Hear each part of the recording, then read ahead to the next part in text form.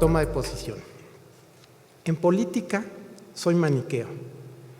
Además, a contracorriente del pensamiento de las élites dominantes, tengo problemas de lateralidad y muchas expresiones políticas que son englobadas dentro de las izquierdas me parecen francamente de derecha. En el corrimiento a la derecha de muchos pensadores, me refiero a un estrato en el que crecí, que es la izquierda bien vestida jamás será vencida, y actores políticos, la izquierda partidaria y sus secuaces, el mantener ciertas posiciones éticas, ideas, posturas y toda una cosmovisión que compartía la gente bien pensante de mi niñez, me ha transformado cada vez más en un ultra. Desde ahí escribo. Tampoco escribo desde la coartada de la neutralidad académica. Escribo desde lo que soy. Y dentro de ello, una parte muy importante de mi vida familiar, académica y militante está indisolublemente ligada geográfica y emotivamente a lo que la gente del centro de México llama el sureste. Para mí es indignante cómo muchos líderes de opinión se escandalizan ante la posibilidad de que la izquierda sedicente llegue a administrar como gerente a este país o a otro.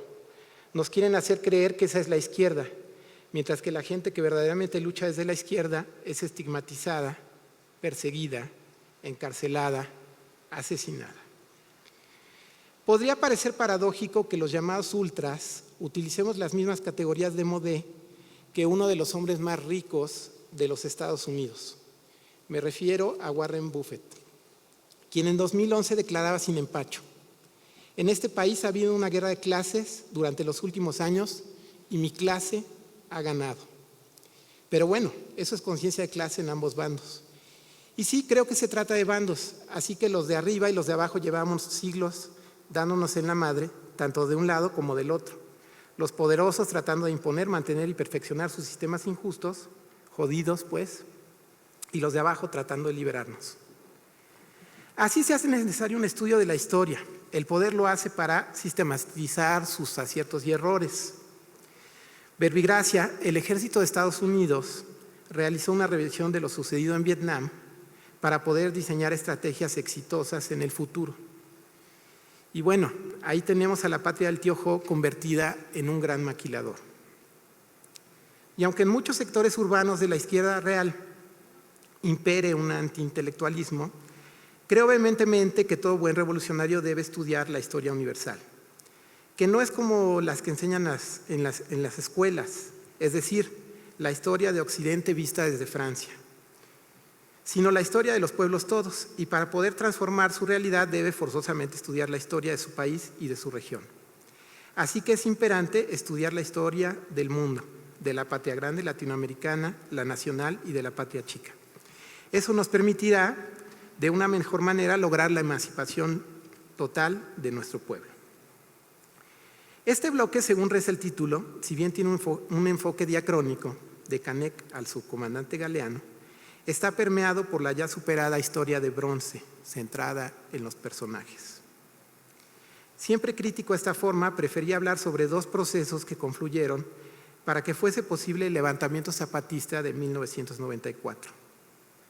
La experiencia zapatista es única y se presenta públicamente en un momento donde el movimiento revolucionario está en pleno reflujo e impera la desazón.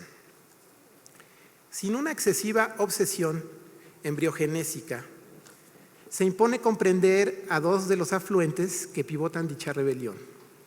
Los procesos históricos no surgen como los hongos y si hurgamos en la historia podemos encontrar claves valiosas para desmontar los ataques simplistas a la experiencia de los pueblos rebeldes mayas. No busco una aséptica neutralidad académica. Por mi historia de vida estoy muy dentro del proceso. que he vivido desde dentro y de muy cerca muchos eventos de la historia reciente de ese Estado de la República. Mi acercamiento a esta parte de la historia no es el de los estudios que han privilegiado como fuente los informes policíacos y las entrevistas con desertores y detractores del EZLN. Estas investigaciones bajo la coartada del periodismo o la academia son realmente una pieza de la táctica contrainsurgente de desprestigiar al enemigo. Por otro lado, no creo que sirva tampoco hacer como una especie de historia de los santos, lo panfletario. Miles de cuartillas nos hablan como si fuesen canciones de Manu Chao, con solamente una docena de palabras que se repiten y se vacían de contenido y dan vueltas y dicen lo mismo y lo mismo y lo mismo. Podría empezar diciendo, como en ese estilo de miles de cuartillas que se han hecho en el amanecer del 1 de enero de 1994, mientras el arriba celebraba el Tratado de Libre Comercio, el caminar digno del abajo, Simbró, bla, bla, bla, bla, bla, ¿no? O sea, de eso se ha hecho ríos y ríos de cosas, ¿no? No me cabe la menor duda de que a lo largo de la historia, la enorme mayoría de los cambios sociales de nuestro país se han generado desde las despreciadas periferias. Y no me refiero a los grandes cambios impulsados desde el poder, el arriba, desde el México imaginario, para decirlo en términos bonfilbatallescos. Me refiero a los cambios impulsados desde el pueblo, abajo, el México profundo. Cambios que las más de las veces han quedado truncos, traicionados, capitalizados por las mismas o las nuevas élites. Aunque sea un lugar común decirlo, hay que decirlo, la plebe ha puesto corazón y muertos en las grandes gestas emancipadoras de nuestra patria, y generalmente el poder ha logrado por medio del gatopardismo seguir adelante con su agenda, que por lo menos desde que México es un país independiente ha sido la del capital. Hace relativamente pocos años fui a Yutla de los Libres en Guerrero, y está real y simbólicamente lejos de la ciudad capital. En serio, estaba bastante lejos llegar a Yutla. Imagínense, en el siglo XIX, ¿dónde estaba Yutla? O sea, estaba mucho más lejos, pero mucho, mucho más lejos. ¿Y dónde estaba Tomochic? ¿Y dónde estaba San Luis Potosí? ¿Y dónde estaba Villayala? ¿Y dónde estaba Dolores? ¿Y dónde estaba Río Blanco, Chilpancingo, Cananea, Patzingán, Aguascalientes?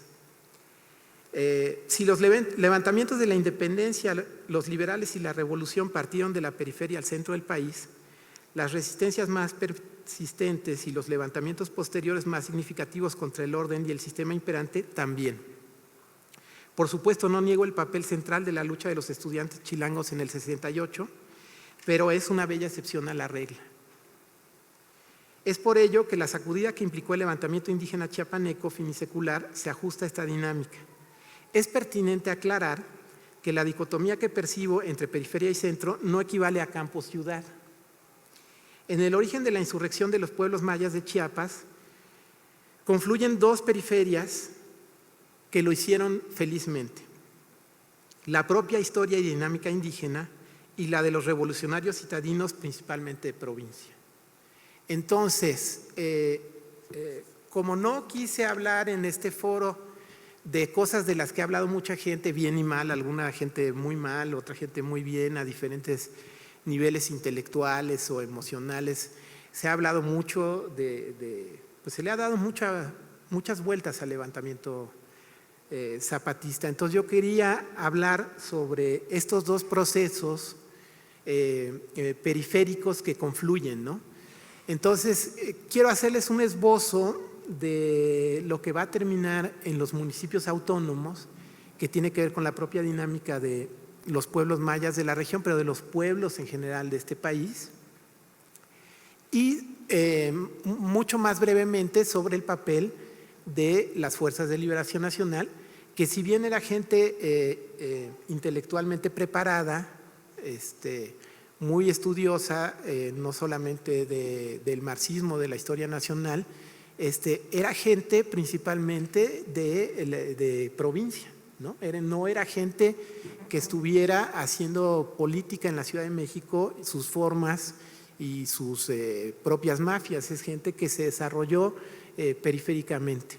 Entonces creo que poco se ha hablado de la convergencia de estas cosas, ¿no? Porque muy fácilmente se dice, bueno, llegaron un grupo de gente de fuera, manipuló un poco a los indios, se sobrevalora a veces su papel o se infravalora por el otro lado, pero es interesante cómo confluyen dos cosas periféricas, y es también como una invitación a voltear a estas periferias, porque a veces creemos que todo lo más importante del país, todo el ajo pues está aquí en la ciudad, no sé si porque nacimos aquí o bueno, por la propia dinámica centralista, etcétera, etcétera, pero realmente para usar una expresión bastante coloquial y soez, estos cambios siempre han agarrado a la gente en la ciudad tragando camote, ¿no? Han venido sacudiendo desde la periferia, ¿no? Y de repente llega el riatazo de los cambios desde lugares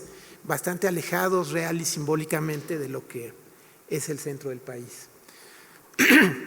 Y en ese sentido, pues también quiero, a través de este análisis muy sucinto del tránsito de lo municipal, para desmontar ciertas cosas que se dicen, ¿no? Por ejemplo, hay toda una corriente, sobre todo dentro de la historia, que concibe al indio todo este rollo de que no ve más allá de su parroquia, ¿no? El indio como un ser aislado, que como es milpero no tiene visión nacional, no tiene no ven más allá de su parroquia, ¿no? Entonces hay muchos estudios sobre la independencia, sobre los levantamientos indígenas, que ven, bueno, ¿por qué Canec no toma Mérida? Bueno, porque llegan las hormigas volando y es la señal de que va a llover, entonces todos se van a sus milpas, no toman Mérida, y eso pues es como una visión muy corta porque la gente está nada más pensando en su milpita y patatí patatá, ¿no?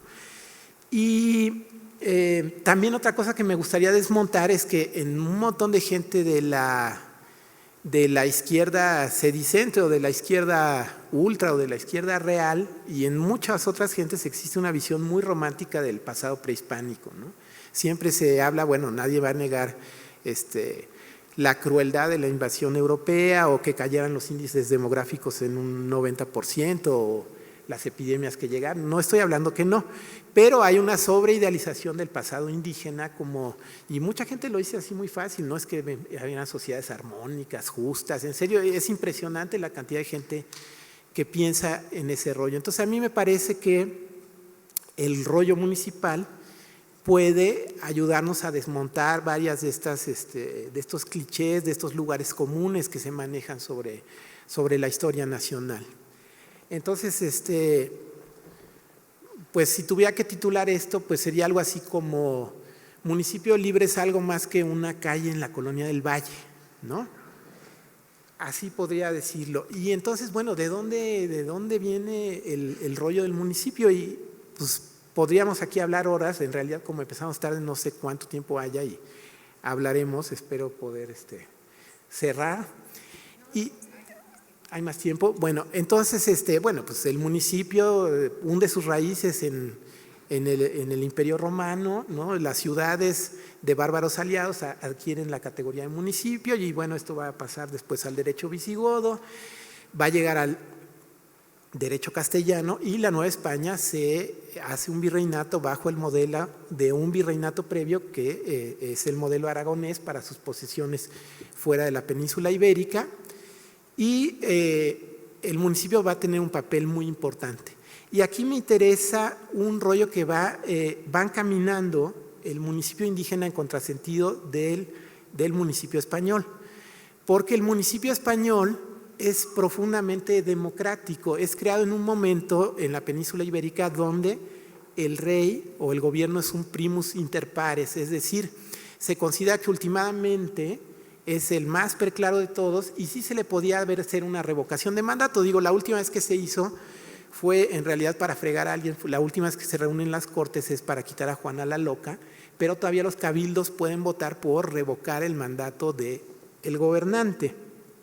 Y los municipios españoles eran sumamente democráticos a lo interno porque había rotación, había elección de autoridades y tenían el control sobre varios derechos básicos.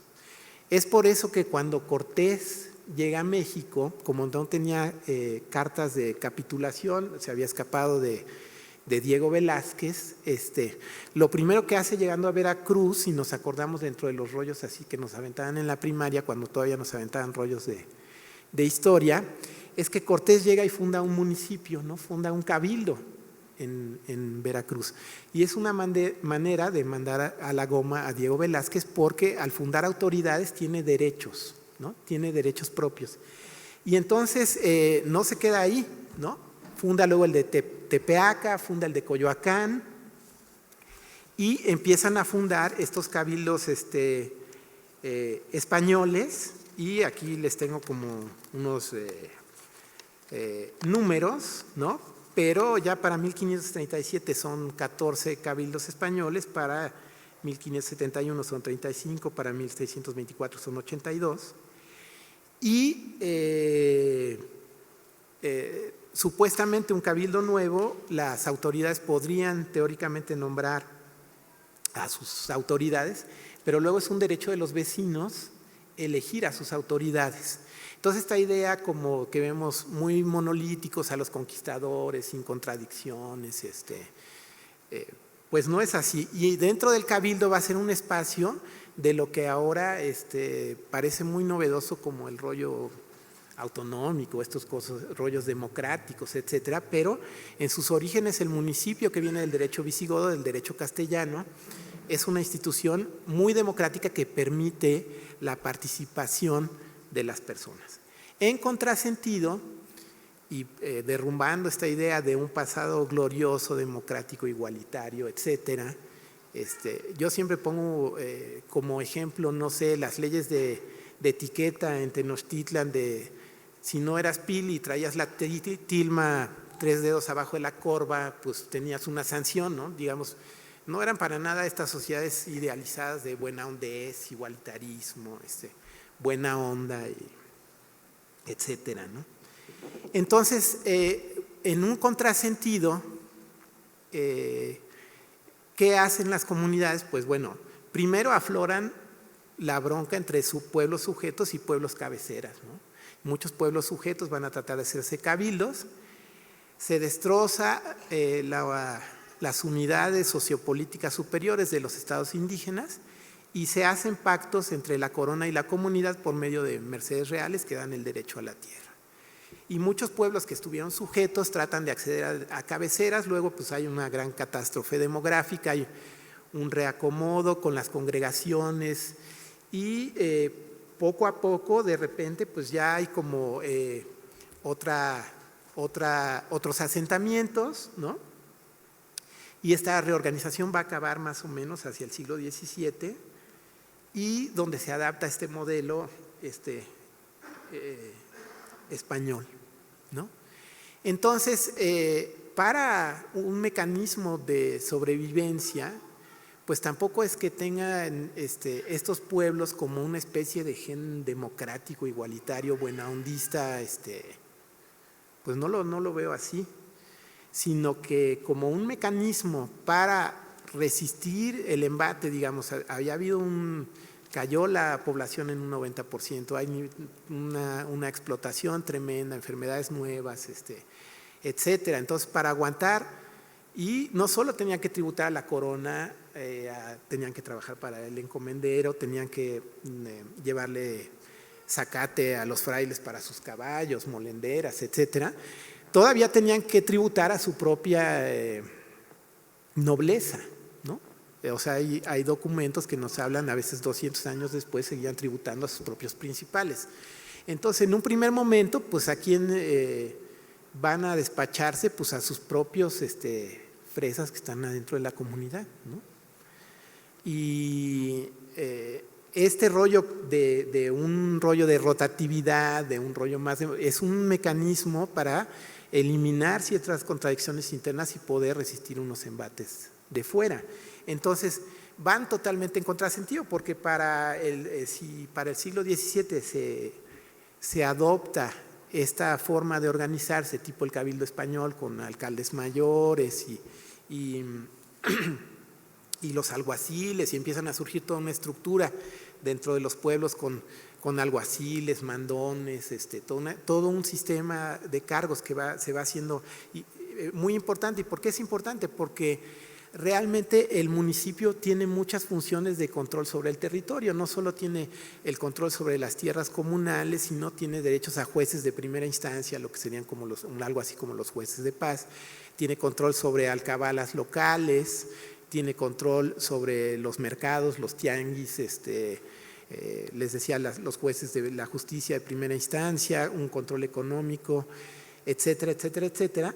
Y se vuelve una institución cada vez más democrática. En los cabildos españoles va totalmente caminando en el sentido opuesto, porque ya para Felipe II son totalmente de un carácter patrimonial. Entonces en España se subasta, por ejemplo, pues el cabildo de Soconusco da un montón de lana porque ahí hay cacao y el cacao es súper caro. El cabildo de Acapulco, los de la Ciudad de México, Veracruz, Lima, o sea, cuestan una gran cantidad de literal de oro y plata, porque quien compre ese puesto y se subastan, o sea, no es así como aquí que bueno a mi compadre y entonces te dejo hacer un segundo piso y me das el 10%, y todo eso que vemos ahora, ¿no? Que es un poco soterrado, sino digo, a lo mejor estaría más padre así, que realmente fuera abiertamente patrimonial la subasta de los cargos públicos, pero se subastaban en el tiempo ya de Felipe II para financiar todas las guerras que tienen que tener. Entonces va totalmente en un contrasentido esta institución que es de cuño castellano, entonces si nos vamos más allá a lo romano, súper democrática, es apropiada en el sentido, otra vez como en los términos bonfil-batallescos, ¿no? Las comunidades se apropian de este sistema jurídico para poder solucionar sus broncas internas y resistir el embate de afuera. Y entonces va a venir, así se la van llevando, y por qué me fijo mucho en el rol del municipio y en la tenencia de la tierra, porque va a venir una especie de rounds, ¿no? Y entonces yo les decía, bueno, yo lo veo así como lo ve Warren Buffett, pues que sí, hay esas broncas, esa lucha, ¿no? Y en la tenencia de la tierra pues se va a reflejar mucho. Y la gran bronca, porque además aquí hay un corte de que es el siglo XX, ¿no? Tenemos que hablar del siglo XX, yo ya estoy en la corona y los romanos y no sé qué, bueno, a mí también no estoy de acuerdo con esa corriente de hacer ese tipo de cortes. Muchos de los problemas de lo que va a estallar también en la insurrección zapatista tiene que ver con la tenencia de la tierra, pero como concepciones también de muchas cosas que hay atrás. Y hay una especie de rounds. ¿Y cuándo se va a desatar esto? Básicamente en las reformas borbónicas, porque ¿qué pasa? Es muy sintomático, ¿no? Queman un montón de códices, ¿Qué no se quema y qué es lo primero que copian? Pues esto que se conoce como el Códice Mendoza y la matrícula de los tributos, que es los mexicas, digo, para desmontar este rollo del buen hondismo, pues habían sojuzgado un montón de pueblos a los cuales les cobraban tributos, ¿no? Pero pues nosotros a veces entendemos el tributo como lana, ¿no? Así lo entendían un poco los españoles. Pero ahí pues se tributaban chiles, pieles de jaguar, cuentas verdes. Y eso sí no lo queman, ¿no? Sacan una relación muy clara. ¿Qué pueblo da cuántos bloques de ámbar? ¿Qué pueblo da cuántas plumas de quetzal? ¿Qué tantos hartas verdes? Claro que luego van a cambiar porque, bueno, ellos no quieren plumas de quetzal, ni piedras verdes, ni disfraces de ocelote, ni de calaca, ni muchas cosas muy padres que había. Y, bueno, van a pedir el tributo básicamente en trabajo, en metálico, ¿no? Y eso va a transformar, por ejemplo, pues se deja de sembrar amaranto, no sé qué, porque se piden maíz en metálico o en trabajo, ¿no? Y bueno, entonces simplemente los españoles pues se ponen en el lugar del grupo dominante anterior, los mexicas cobran el tributo y luego generan esta relación corona-comunidad, pero respetan una serie de derechos colectivos o comunales. Y así se van a generar muchos de los documentos de la colonia que son probanzas de los derechos de las comunidades a sus tierras y se les dan mercedes reales. Donde empieza realmente una bronca de la cual yo lo veo como rounds donde no ha habido realmente el knockout, ¿no? Se han dado duro, pero no ha habido un knockout definitivo, es a partir de las reformas borbónicas. Porque las reformas borbónicas tratan de hacer en la ley o reflejar en la ley el momento pues, del desarrollo del capitalismo y la propiedad de la tierra. Hay una serie de concepciones. De ahí viene todo este rollo a partir de las reformas borbónicas, de el ciudadano, el individuo, los derechos individuales y un ataque frontal a los derechos colectivos. Y entonces van a venir una serie de enfrentamientos, ¿no? Y eso es lo interesante, que estas comunidades que de repente vemos en este discurso que son bastante aislados, que no ven más allá de su parroquia, que viven totalmente alejados y en ese tiempo más, que no piensan, en realidad también es gente bastante informada de su realidad, ¿no? Por ejemplo, hay muchos trabajos históricos que nos dice que cuando salen las leyes de municipalización con las reformas borbónicas que siguen el modelo francés, en Oaxaca a los 20 meses ya hay 134 municipios, porque eso les va a permitir un control otra vez de su territorio. Y eso es muy importante porque al rato se va a hablar de Oaxaca, es impresionante como el rollo de organización municipal, pero realmente ahí las comunidades se apropian de este mecanismo de lo municipal para resistir. Y como se va agotando el tiempo, voy cerrando un poco, esto sí va a dar un salto muy diferente con los municipios autónomos, porque la corona también muy a propósito va a dejar muy poco claros los linderos entre comunidades para hacer un rollo de enfrentamiento. Es clásico el enfrentamiento entre comunidades por unas cuantas hectáreas, y lo que va a suceder en Chiapas también no se puede entender sin el Congreso Indígena de 1974 auspiciado por la Iglesia, que empieza a hacer que las comunidades se den cuenta que su bronca no es con la comunidad de lado, sino a darles una conciencia, si quieren verlo en términos de clase, en términos de que la bronca es el sistema y no es el pueblo de al lado. Y lo que va a desembocar realmente en estos municipios autónomos que se dan a conocer a finales de 1994, se fundan 38 municipios autónomos, es uno, que pertenecen a organizaciones regionales mucho más amplias y que realmente empiezan a trastocar. No solo es un rollo de resistir como ha sido durante mucho tiempo, sino es un rollo también de pasar a la ofensiva y que en un sentido ha trastocado muchas cosas. Quien haya visto esto de cerca, ¿no? A mí sí me tocó, pues, de niño, sí me tocó, pues, cómo los indios se bajan de la banqueta en San Cristóbal, etcétera, o las relaciones por ejemplo, de género dentro de las comunidades se han trastocado, ¿no? La toma de tierras, la producción en colectivo, sí están tratando de hacer otras cosas, y ahí conecto con una cosa que me parece bien importante, que a veces se ve que las propuestas políticas de los indígenas son arcaizantes, ¿no?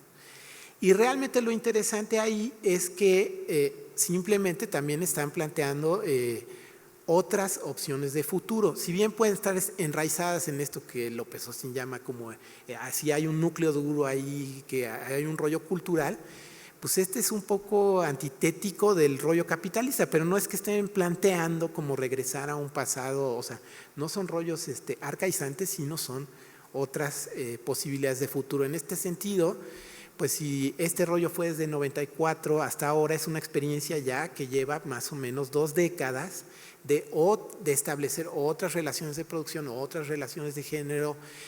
Por ejemplo, en los Altos era muy fuerte la gerontocracia, en las comunidades indígenas. Todo esto se ha trastocado y es una experiencia social bastante interesante.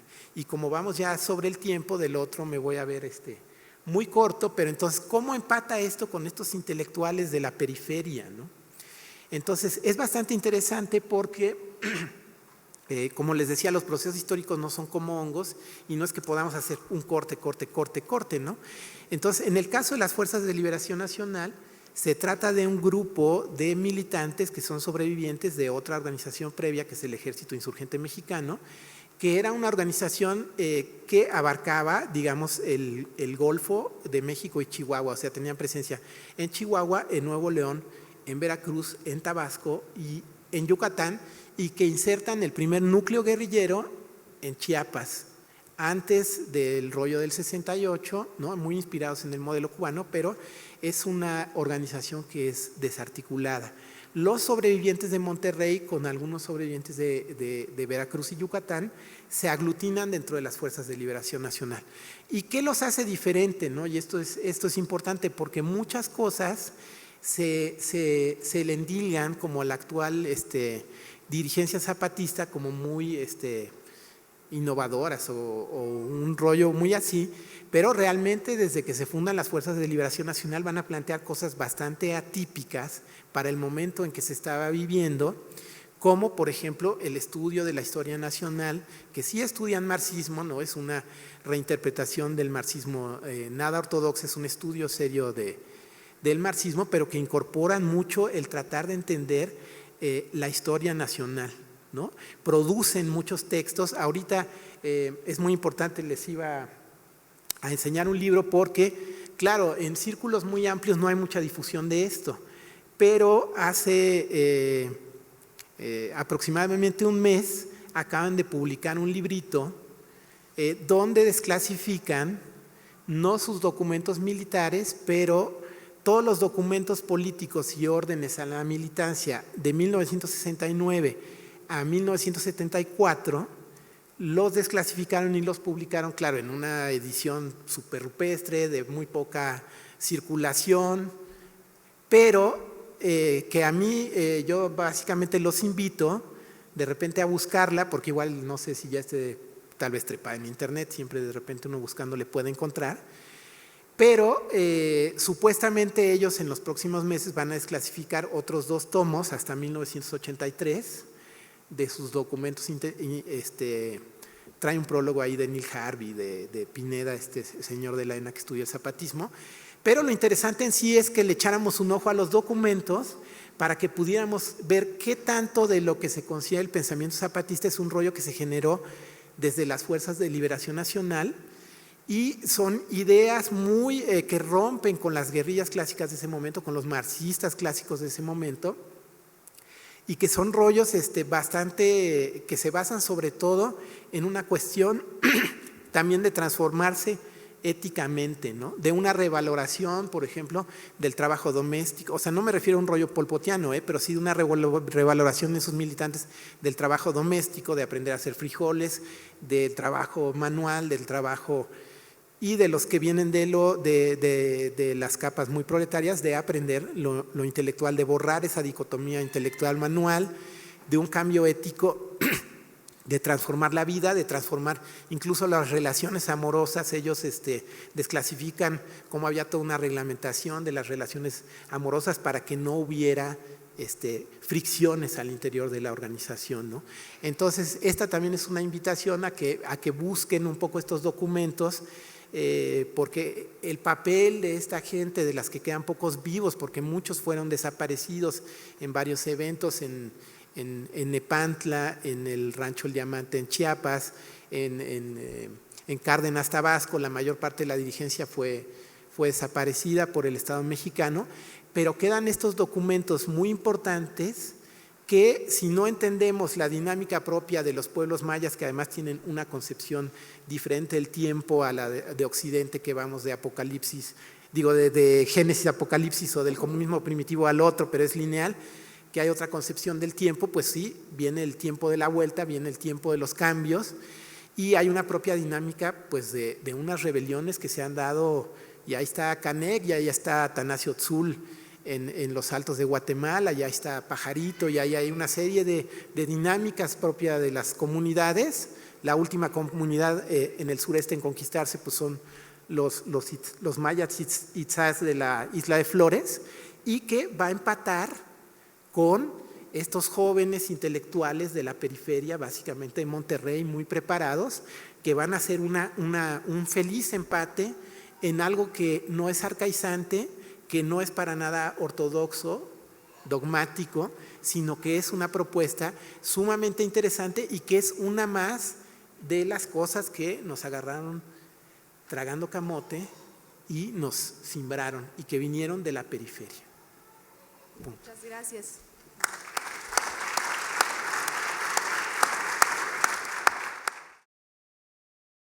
Yo cuando se me planteó de Jacinto Canita, subcomandante Galeano, me quedé así como diciendo, es todo prácticamente, ¿no? Entonces lo que hice son unas notas, que son más bien preguntas, para preguntarnos por la legitimidad y la utilidad de los discursos democráticos contemporáneos. Sería la duda que me arranca. Les voy a leer un par de textitos pequeños para iniciar con las preguntas. En el mes de noviembre de 1761, el día 19, tras unas festividades populares en el poblado de Quistey, cerca de Sotuta, en Yucatán, Jacinto Canec, desde el atrio de la iglesia, incitó a los indígenas a levantarse contra los españoles. Les dijo, comillas, hijos míos muy amados, no sé qué esperáis para sacudir el pesado yugo y servidumbre trabajosa en que os ha puesto la sujeción a los españoles. Yo he caminado por toda la provincia y registrado todos sus pueblos y considerado con atención qué utilidad o beneficio nos trae la sujeción de España. No hay otra cosa que una persona, servidumbre. Aquí termina. 363 años después, este gobierno, en sus modificaciones recientes a las leyes con que se legitimará su ofensiva definitiva a los territorios de los pueblos indígenas y del resto de los mexicanos, establecieron las siguientes leyes. En 2015, el artículo 91 de las nuevas leyes, se establece que la industria de hidrocarburos, electrificación y minería, objeto de esta ley, es de utilidad pública y procederá para efectos de disponer de los derechos superficiales las siguientes instituciones: la constitución de servidumbres, la ocupación o afectación superficial, la expropiación de los terrenos necesarios. Servidumbres, sobre la base de lo anterior, las servidumbres son, en todo caso, un gravamen impuesto al predio denominado sirviente sobre la base del otro denominado dominante para el cumplimiento en determinado fin que éste requiere para su desarrollo y se podrá ser decretada por la vía judicial o administrativa. Esto es la ley contemporánea de México, lo más moderno que existe. Entonces, con el derecho de servidumbre, cada que hay un conflicto con un pueblo indígena por su territorio, para algo de la industria o de la minería o de no sé qué, aparece la Secretaría y trata de negociar. Si no negocian, la gente, si no negocia como ellos quieren, entonces el gobierno tiene la atribución de establecer el derecho de servidumbre y actúa en ese proceso. Cuando se trata de explotación minera y ese tipo de cosas, no la expropia. El chiste es que es un mecanismo para no expropiar, sino nada más te quito la tierra mientras saco lo que me interesa. Ya que saque todo lo que tengo que hacer, me voy y te la devuelvo. Eso es la lógica en la que va a trabajar el Estado mexicano actualmente. Por eso ponía yo las palabras de Canec directamente diciendo la servidumbre, y estos tienen la desfachatez jurídica de utilizar en el año 2015 servidumbre de hidrocarburos como la ley con que se va a establecer para ellos, ¿no? El 16 de agosto del 2015, en un comunicado dirigido a la Sexta Nacional e Internacional por el Ejército Zapatista de Liberación Nacional, con la firma del subcomandante insurgente Moisés y el subcomandante insurgente Galeano, no es todo el documento, sino dice: miramos y escuchamos la indignación de quienes en el norte revuelto y brutal son atacados por el color de su piel y por el color son sentenciados y condenados. Porque en este mundo que dolemos, el criminal está libre y el justo está preso. Quien asesina es premiado y quien muere es calumniado. Pero también miramos y escuchamos a quien cada vez más las voces que desconfían, que no se dejan, que se rebelan. Nosotros como zapatistas que somos, ni confiamos antes, ni confiamos ahora, ni confiaremos después en los de arriba, cualquiera que sea el color de su bandera, cualquiera que sea el modo de su palabra, cualquiera que sea su raza. Si está arriba, lo está porque oprime al de abajo. No tiene palabra el de arriba, no tiene honor, no tiene vergüenza, no tiene dignidad. De arriba nunca jamás llegará la verdad y la justicia. Tendremos que construirlas desde abajo.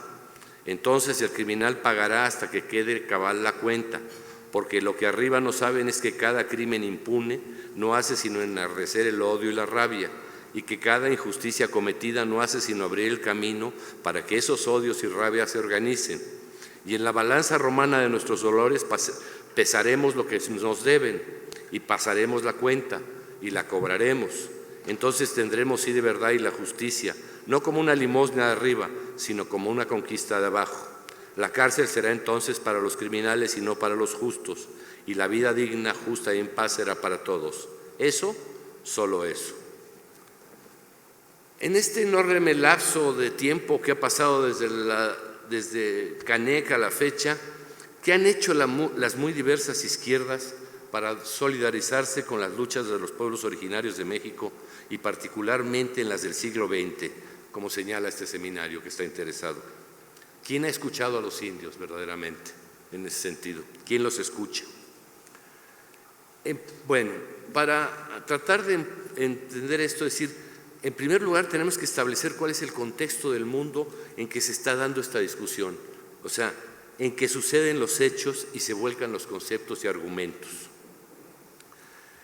Yo creo que es un poco algo enorme. A mí me preocupa mucho, yo me he referido a esto como el síndrome del Titanic, que están las ciencias sociales, la sociología, la antropología, la economía, todos tocando el violín, ¿no? Mientras el barco se está hundiendo, ¿no? O sea, se está colapsando el país, evidentemente, pero todo el mundo seguimos tocando el violín como si nada, o sea, ese síndrome del Titanic. ¿Qué ha pasado, no? ¿Qué ha pasado? ¿Por qué pasa? Porque yo veo que somos un grupo humano, un cuerpo intelectual, y aún sumaría hasta los políticos, que pueden ser con otro grado de humanos que el resto de los humanos, pero bueno, sumando a todos, como que estamos metidos en un horizonte de incertidumbre absoluto. Nadie sabe qué va a pasar, nadie piensa que pueden cambiar las cosas, nadie sabe por dónde cambiar. La descomposición de la relación con las autoridades en todos los órdenes se descomponen, ¿no? O sea, si tenemos una institución que nos da cierta seguridad, como era el Instituto Federal Electoral, y de pronto se descolapsa y se convierte en parte de lo mismo, todo es igual. ¿Y a dónde vamos? Es que es la pregunta que yo me hago.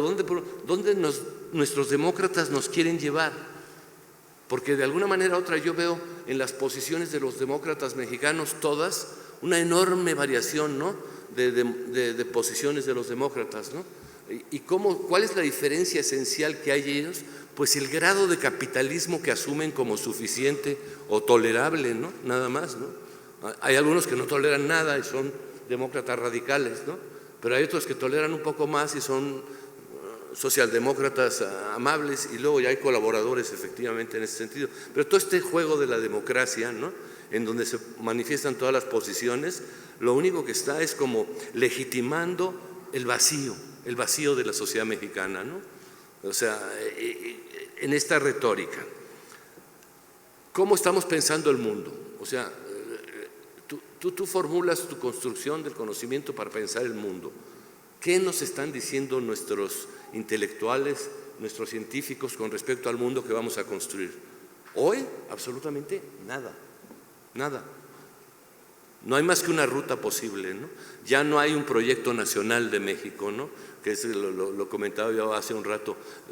Nos vamos a dar cuenta de que ya ni el proyecto nacional mexicano empieza a tener eficacia. Se van a vender muchas menos banderitas este septiembre que otros años, evidentemente. La gente no está jugando ya no hay un proyecto nacional, pero es que no hay un proyecto nacional. O sea, pero no lo hemos dicho claramente, no se dice claramente. Y entonces, vamos a reconstruir, no vamos a reconstruir porque ya no se pueden reconstruir proyectos nacionales. El contexto global mundial lo eliminó. ¿Qué es la globalización? La globalización son no una globalización, sino las globalizaciones, las varias globalizaciones. La primera, la del mundo financiero. ¿Qué implicó para que las finanzas pudieran globalizarse como están? Implicó que los estados todos cedieran franjas de soberanía con respecto al control del manejo de los recursos de sus territorios, para que el capital pudiera ir. Y luego vino la globalización de los mercados, ¿no? Y ahora eso es lo que tenemos globalizados. Entonces lo que nos resta de Estado Nacional no es nada, efectivamente, ¿no? La posibilidad de las condiciones. Todo se impone desde fuera, todo lo que se hace desde fuera. Tenemos una enorme debilidad, y ahorita hago un paréntesis porque has dicho cosas que son fundamentales. El municipio, la importancia del municipio. No solo históricamente, sino ahora mismo. ¿Por qué el municipio es importante? Porque es el punto donde nosotros todos podemos tener un control de nuestro territorio, de nuestra salud, de nuestras escuelas, de nuestros policías, de nuestras cárceles, efectivamente, ¿no? Si ustedes se dan cuenta, en la realidad de México resulta que nosotros somos súbditos de Mancerita, todos los mexicanos aquí. No hay entidades políticas dentro de este territorio. Entonces, el que delegado gobierna puede tomar la determinación que le dé la gana. Van a cometer barbaridades que son impensables y que deberían ser discutidas por todo el mundo y frenadas, ¿no? Como construir un monstruo de aeropuerto aquí encima de este valle, ¿no? Que va a implicar 4 millones de habitantes más en 10 años, que van a venir todos al Zócalo también, evidentemente. Pues ¿por qué no? Si es su Zócalo, evidentemente. Se están tomando determinaciones en todos campos y no hay atribuciones. Aquí no hay estructura municipal. El Estado mexicano, el Estado priista se dedicó a destruir la estructura municipal hasta el final, hasta dejar los municipios con esos cascarones patéticos de corrupción, ¿no? Y cada vez que pasa algo, la culpa la tiene el municipio, y en el municipio están los malos, y en el municipio está todo el problema, y no es cierto, evidentemente, ¿no? O sea, la consolidación del poder municipal sería el principio esencial de una reforma para México. Por eso para mí me es importante el zapatismo, me es importante esta discusión municipal. O sea, decir, ¿por qué aceptamos que somos los mexicanos con menos derechos políticos? ¿No? Somos los federales nosotros, ¿no? Aquí, pues, te nombran jefe de manzana o delegado o cosas así que no tienen ninguna atribución ni derecho ni nada. Es una simulación, efectivamente, ¿no? Si les da la gana hacer un segundo piso, lo van a hacer. Si les da la gana hacer un subdeprimido, lo van a hacer. Si les da la gana hacer paseos por el segundo piso para que haya los comerciantes, ponerlos arriba y puedan pasar los coches sin problemas con los comerciantes, lo van a hacer. Lo van a hacer lo que les dé la gana en ese sentido, ¿no? Entonces, ¿en dónde estamos, no? ¿En dónde estamos? ¿Qué se forman nuestras gentes, no? Nos han impedido la capacidad de construir una idea de futuro, ¿no? Y nuestras universidades no lo están haciendo efectivamente. Nuestros economistas son expertos en la pobretología, ¿no? La suma y resta de la pobretología, ¿no? Y todas las estrategias de la pobretología fracasan, ¿no? Pero lo que tenemos es un problema serio. No solo la pobretología, han fracturado la realidad, ¿no? Entonces hay… ¿Cuántos programas dice que tiene el gobierno del Distrito Federal? 4.300 programas. ¿Y el gobierno federal cuántos tiene? Pues 70,000 programas. ¿De qué están hablando? Todo fracturado. Programa para la niña, programa para la mamá embarazada, programa para la tercera edad, programa para el minusválido, programa para esto, programas y más programitas, efectivamente. Y ninguno de esos programas atiende a lo que es, la gente vive en familias, ¿no? Entonces, cuando tú quieres modificar las condiciones de algún miembro de la familia, tienes que modificar la estructura de la familia, pero no vemos la familia. Somos expertos en la pobreza, expertos en género, expertos en minusválidos, expertos en no sé qué. Esta experiencia que estamos convirtiéndonos todos en las universidades nos convierte en imbéciles en general, efectivamente, incapaces de producir un esquema de desarrollo. Los hechos sociales, la ofensiva que ha habido del capital sobre todos los territorios, vemos claramente la maldad cuando son obvias lo que hacen, ¿no? Donde hay recursos naturales va a haber guerra, va a haber violencia, va a haber ejércitos, va a haber armas, va a haber todo alrededor de ese punto. Pero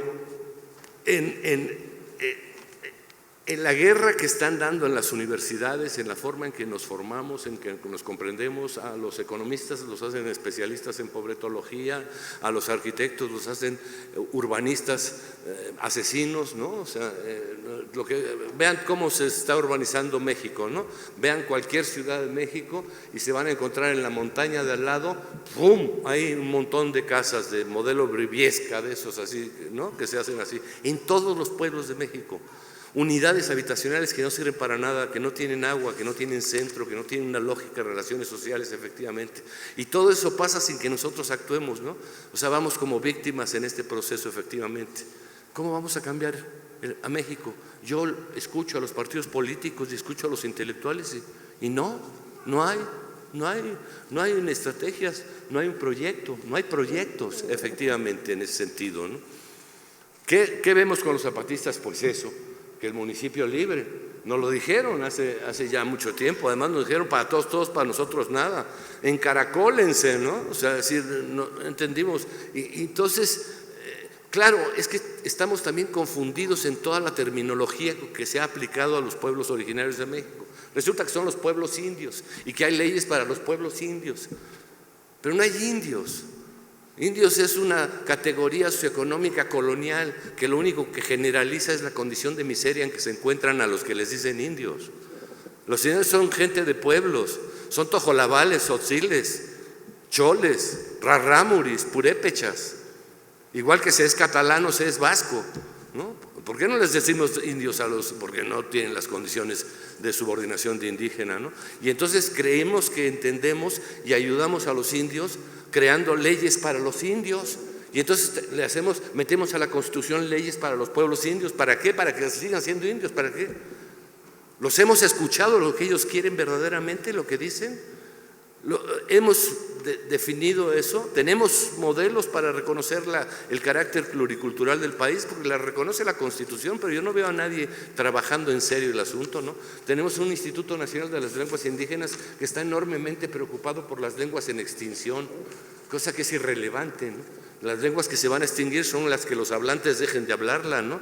No, el Estado no va a salvar una lengua, el Estado no va a evitar que esa lengua desaparezca, ¿no? El Estado lo que tiene que hacer es abrir el espacio para que las lenguas se desarrollen. En la zona maya el 50% de la población habla maya, no hay una primaria en maya, no hay una secundaria en maya, no hay una preparatoria en maya.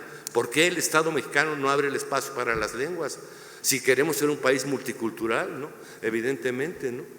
Y ahora con todo este proceso de centralización enloquecido que tenemos, y además como vuelve el PRI otra vez, el de siempre, efectivamente, es el mexiquismo estructural, que bien lo dijiste tú.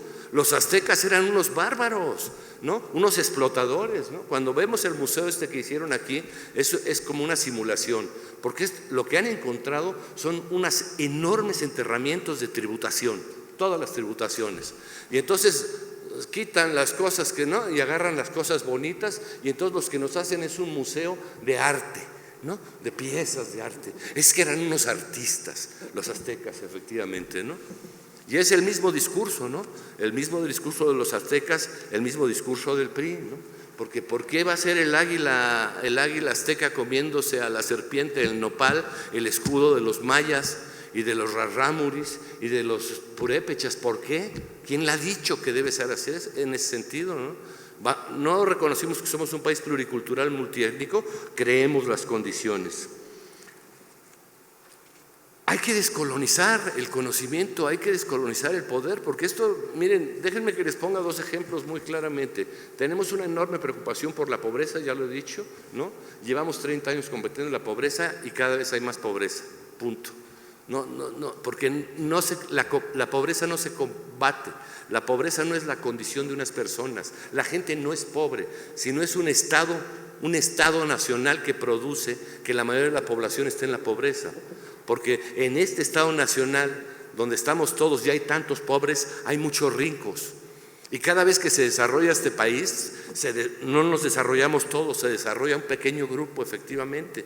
Desde que firmamos el Tratado de Libre Comercio hasta este momento, la pobreza se mantiene incólume igual. Ahorita ha profundizado 2 millones en los últimos 2 años, evidentemente, ¿no? Pero los ricos, pues hemos construido en el mismo periodo al hombre más rico del mundo.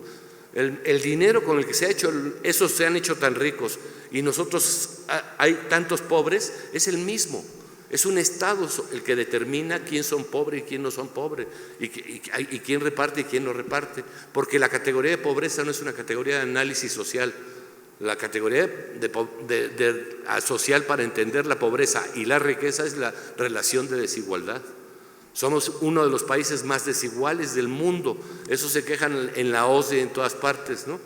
Es un país enormemente rico, pero enormemente desigual, efectivamente. Pero si estudiamos pobreza y eso, no entendemos el fenómeno, ¿no? Igual que nos pasa la sustantivación que ha producido la ciencia social de todas las categorías, ¿no? Género, pobreza, niños, ¿no? Indígenas, así, todos separados, como si no hubiera una comprensión compleja de la realidad efectiva en ese momento. Entonces, yo ahí veo que hay que tener un enorme cuidado con nuestros demócratas que dicen, cuidado, no, hay que a la democracia hay que conservar, hay que proteger esta democracia. La democracia de la desigualdad de México requiere protección. ¿Ese es lo que vamos a proteger? O sea, garantizar la desigualdad de este país para nuestros hijos y nuestros nietos y para siempre, que sea un país de pobres esencialmente, ¿no? Y con gente muy rica. Esa es la democracia que nos impone el gobierno actual, ¿no? Y aparte estamos cerrando el ciclo, ¿no? Porque los que dominaron México hace 20 años están volviéndolo a dominar en este momento, son los mismos personajes, ¿no? Exactamente las mismas personas, ¿no? Y México ya cambió, subió otro partido político, ¿no? Y cayó el otro partido político y volvió otra vez ¿no? Y traen con una idea de Reich milenario, ¿no? Quieren todo, ¿no? Efectivamente, ¿no? Y no me importa que sean partidos políticos. A mí no me preocupa tanto un partido político, el otro, sino lo que me preocupa es una atmósfera intelectual de nuestra sociedad incapaz de generar modelos alternativos. Los únicos son los que hemos visto, los zapatistas. Ahí están medrando. ¿Qué es? La autonomía local, efectivamente. ¿Cómo vamos a controlar nosotros en nuestros barrios quién es el violador, el gramero, el robador? Si llamamos a la policía, está aliada con ellos. Tendríamos que tener una estructura de poder local, una estructura de policía, efectivamente, ¿no? En vez de generar un modelo de autonomía, de poder en la sociedad, nos ponen cámaras en las esquinas, ¿no? Para grabarlo todo. O sea, todo va a estar grabado, ¿no? Pero la violencia va a seguir exactamente igual y nosotros sin ningún control, efectivamente. Entonces, nosotros somos en este momento, los habitantes de la Ciudad de México, el obstáculo fundamental para que este país se transforme, en la medida que aceptamos no tener derechos políticos. Por eso no podemos interpelarnos adecuadamente con los pueblos originarios cuando nos dicen vamos a transformar el mundo, porque no tenemos nosotros palanca para transformar. No tenemos los poderes locales a los que tenemos derecho, no tenemos municipios. Aquí en este megamonstruo hay que meter los municipios que sean necesarios, 300, 200, es igual efectivamente, no importaría el número de municipios que hiciéramos en ese sentido, pero empezaríamos a tener el control del poder local. ¿Qué pasa en nuestro barrio? ¿Qué determinaciones se toman? ¿Cómo se construye en nuestro barrio? Y si hay malos, tenemos un juez local y tenemos un policía local y tenemos una cárcel local y lo metemos ahí efectivamente, ¿no?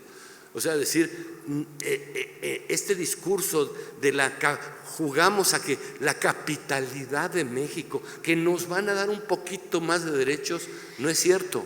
O nos constituimos en un Estado libre y soberano con municipios, o este país no se transforma de ninguna manera. Ahora yo aquí, a lo último ya que me refiero, mi generación, la del 68, nosotros éramos los jóvenes del 68, ya dimos todo lo que pudimos por México, pero yo no los veo ahorita en potencial y capacidad de establecer las decisiones que hay que tomar para convertir a este país en un país relativamente equitativo en 25 años. Yo cuando los ves todos son sesentones como yo, ¿no? Están efectivamente, yo siempre me burlo, hasta digo, están más preocupados por las 3 P's, por la pensión, por los puntos y por la próstata, ¿no? El futuro de México ya no, pues imagínense cómo esta generación va a enfrentar la idea de constituir el Estado de la Náhuatl, de remunicipalizar este país, de sacar la federación y ponerla en el centro geográfico de México, que sería Aguascalientes, San Luis Potosí, en esa zona, ahí construir el aeropuerto, desde ahí trazar las líneas de trenes para que se mueva a todo México a toda velocidad, darle una lógica de racionalidad a este país y salvar este valle, ¿no?, que no soporta más. El agua para que está llegando a la Ciudad de México viene de 200 kilómetros y sube 2,000 metros. Imagínense el costo energético. Y aquí se desperdicia el 50% del agua en la Ciudad de México. ¿Y dónde está el plan para no desperdiciar agua? Que sería un plan de un gobernante de esta ciudad, proteger el agua en la ciudad. No, traerla. Y más dinero para impulsarla, más energía para traerla para aquí, efectivamente. Entonces, el mundo, México entero, espera que nosotros nos caiga el 20 de que tenemos que construir políticamente nuestra estancia en este país. Pero claro, evidentemente, como aquí está el 70% de la oferta cultural, el 70% de la oferta educativa, pues todo el mundo, quítame mis derechos políticos, pero voy al cine, ¿no? Y tengo teatro y tengo ese tipo de cosas, efectivamente, ¿no? Entonces hay una especie de no hemos escuchado el llamado de los zapatistas, ¿no? No es esa manifestación de solidaridad entre banquetas, ¿no?, de pancarta, ¿no?, de un apoyo, sino entender el planteamiento. Ellos no pueden dejar de estar encapsulados ahí si nosotros no damos el paso eficiente para transformar este país, efectivamente. Y no están los partidos políticos, porque los partidos políticos no quieren, ¿no?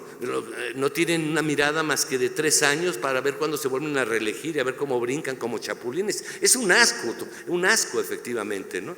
Y está todo en ese nivel, efectivamente. Entonces, yo apelo a los jóvenes, son los jóvenes, los que están entre 20 y 30 años, los que van a tomar en sus manos este país y los que tienen que plantearse ese horizonte a 25 años para hacer de este país un país justo. Somos un país rico, verdaderamente rico en playas, en recursos naturales, en oro, en plata, en todo. Somos riquísimos, de una diversidad ecológica casi única, una diversidad cultural enorme, tenemos una enorme cocina, en fin, todo lo tenemos. ¿Por qué somos tan desiguales? ¿Por qué tanta injusticia en este país si el país es de todos nosotros en ese sentido?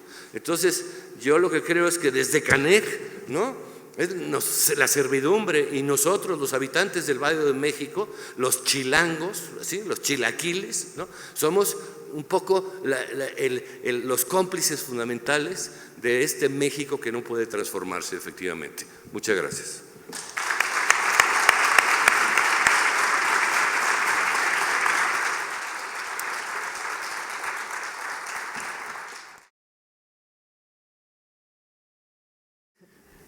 Yo, como queda poco tiempo, estaba ahorita buscando rápido aquí en el teléfono un texto. Me voy a salir por la tangente, pero les voy a leer algo muy… han oído hablar tal vez del Chilambalam, que es un libro maya escrito en caracteres latinos, pero les voy a leer 3 pedacitos que es, creo, una buena conclusión sobre el estado de las cosas. Y dice, retomando un poco como hablaba Caneg de los hijitos, los hermanitos. Hay hermanitos, niños, dentro del 11, Ajau Catún, viene el peso del dolor, el rigor de la miseria y el tributo. Apenas nacéis y ya estáis corcoveando bajo el tributo. Ramas de los árboles de mañana.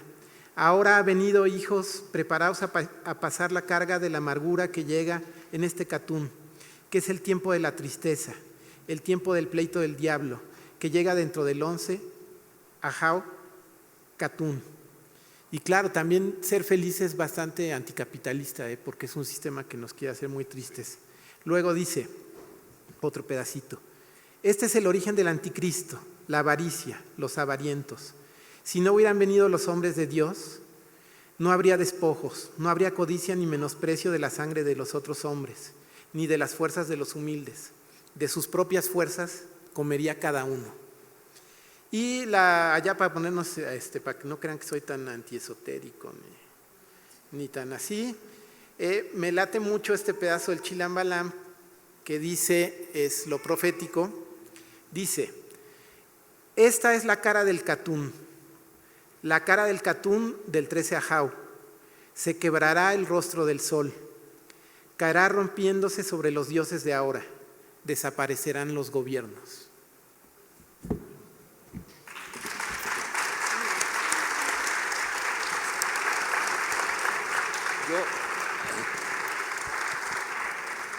Nada más lo que les diría es una imagen para que nos podamos entender los habitantes del Valle de México. Si ustedes tiran un corcho en el Mediterráneo, llega al Caribe, a las playas de Cancún. Si ustedes tiran un corcho en Japón, llega a Acapulco.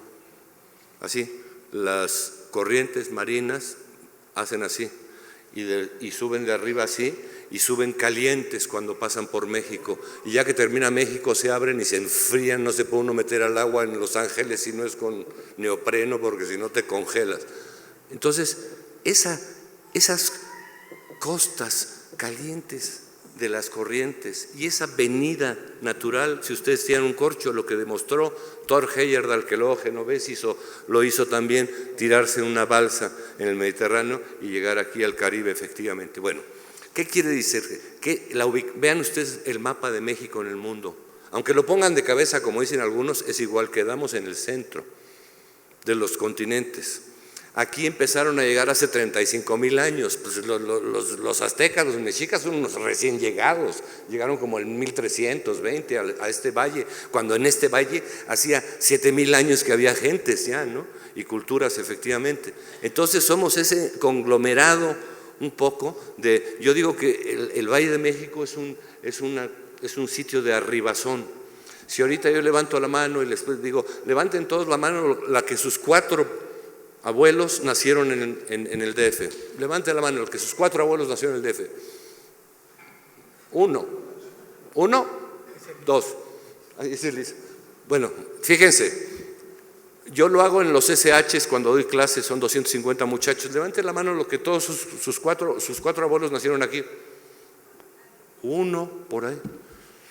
O sea, todos somos unos recién llegados. Esa es la condición de los habitantes de México. Claro que no, que hay pueblos originales, Milpalta, Xochimilco, etcétera, etcétera, etcétera, y que han vivido eso, pero en esencia, este valle, desde antes de la llegada de los españoles, es un valle de arribazón, es un valle de llegada cultural. Por eso tenemos esa cultura tan compleja, tan diversa, tan reconocida en el mundo, en otros sitios. Estamos condenados a la felicidad, pero hasta que no nos quitemos ese peso político pétreo del discurso de la imperialidad y ese tipo de cosas y los partidos políticos, no podremos un poco hacer un país relativamente más justo, que es todo lo que queremos, ¿no? Muchas gracias. Muchas gracias.